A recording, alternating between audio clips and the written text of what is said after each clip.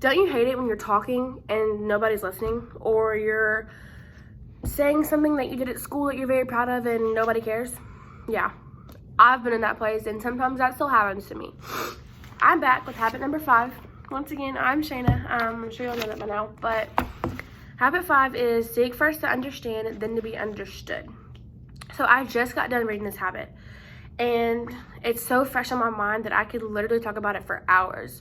Because I think as a high school student and as a teenager who is an only child at home right now, it's really important to understand, like, and be understood, you know? Like,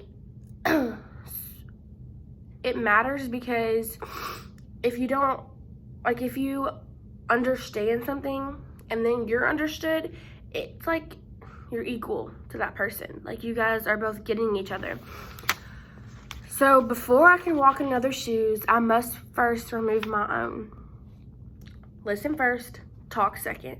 Think about if you were in that person's shoes, you would want them to listen to you, and then you'd want them to talk. So you listen to them, and then you talk. The deepest need of the human heart is communication.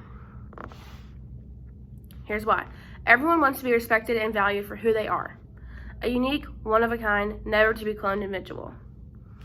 People won't expose their soft centers unless they feel genuine, loved, and understood. Once they feel it, they will tell you more than you may want to hear, which is never a bad thing. Once you gain somebody's trust because you're understanding them and you're listening to them, they could tell you about their whole life, and you're just there for it because you showed them that you cared. And it's a huge problem, you know, all over the world. People just don't want to listen, or they'll act like they're listening, but they're not, and it hurts. There's 5 listening styles that are poor, that happen, you know, around us every day. Spacing out, pretended listening, selective listening, word listening, and self-centered listening. Those happen all the time, and you probably do them and don't even notice it, because when I was reading these definitions, I was like, oh my God, I do that, and I don't mean to. So, you know, spacing out is when someone's talking, but we're like, you know, looking over there in a different galaxy. We're just not paying attention. I don't really do that a lot, but I've talked to people who've done that, and it's like, why am I even talking to you if you're going to be so rude to me? Selective listening, only listening to parts that you want to listen to. I do that to my parents. I'm like, I don't want to hear this part, so I'm just going to listen to this part. It's a bad habit, so this book is going to make me break it. Word listening, when we only pay attention to certain words that they say. So they could say something about getting a new dog, and you're going to be like all ears, or they could say something about doing chores, and you're like, yeah, I don't want to do that. So it's like you only want to listen to words you want to listen to. Self-centered listening. Now, this is totally me. It says, it happens when we see everything from our own point of view. Instead of standing in another's shoes, we want them to stand in ours. Last night, I was having a conversation with one of my friends, and they were like, I don't understand why I'm this way.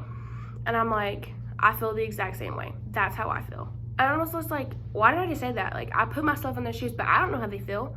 I know how I felt when I was in that position, but I don't know how they felt. A big thing that also comes with listening is judging. People will listen to you, but in their head, they're going to be judging you.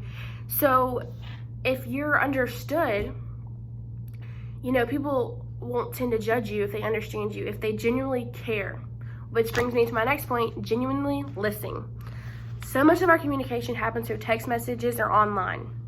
But I think if you have something major to say it in person. That way someone won't take it the wrong way. You know, a lot of things get said the wrong way on social media.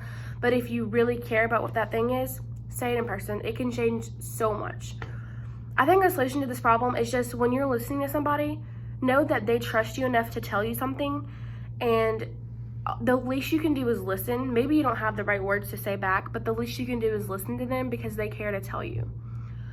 This is really important because if you gain somebody's trust, it can further your friendship, and it can lead to other things that you didn't think it would lead to that will benefit you.